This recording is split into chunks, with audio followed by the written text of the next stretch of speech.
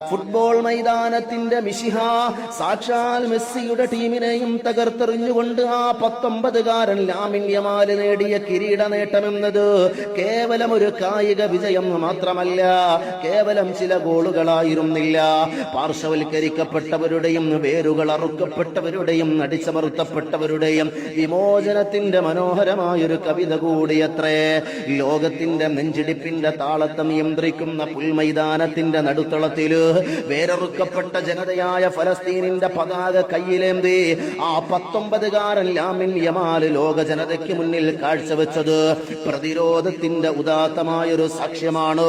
അടിച്ചമർത്തലുകൾക്കും വംശീയതയ്ക്കുമെതിരെ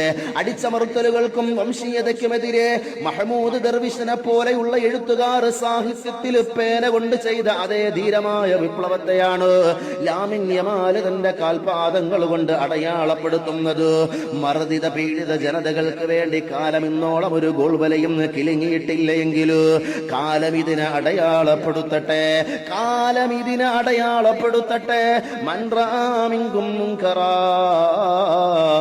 ഫൽയുഗയ്യിറുഹു ബിയദിഹി ഫഇല്ലം യസ്തതിഉ ഫബിലിസാനിഹി ഫഇല്ലം യസ്തതിഉ ഫബിഖൽബിഹി വദാലിക അദ്അഫുൽ ഈമാൻ.